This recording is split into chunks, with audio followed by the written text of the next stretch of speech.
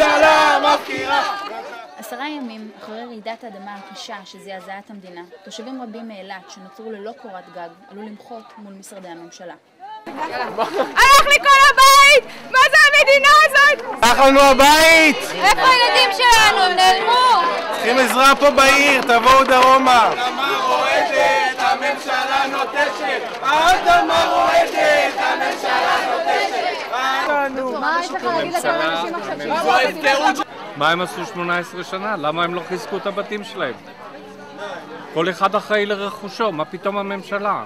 מה פתאום העירייה? איך יכול להיות שיוסף האוטו שלך מקולקל, אז אני צריך לסדר לו את הברקסים? של המדינה, והמדינה צריכה לשלם. הממשלה צריכה לטפל א' בבניינים של המדינה, בתי ספר, בתי חולים, מבני ציבור אחרים. כמובן שאי אפשר לטפל בכולם בבת אחת. התקן אומר שבעת רעידת אדמה הבניין לא יקרוס על היושבים שלהם והם יוכלו להתפנות. אם יבנו כמו שצריך, אז באמת אנחנו נעשה את ההיערכות כמו שצריך, וזה באמת תלוי אך ורק בכל העוסקים בדבר. יכול להיות שעוד פעם, בגלל קשיים כאלה ואחרים נקודתיים במקום, אולי היו איזשהם אי-הבנות כאלה ואחרים, אבל בסך הכל ובגדול, על פי כל התרגולים ועל פי כל תוכנית עבודה שיש לנו, הדבר אמור להתבצע בצורה חלקה.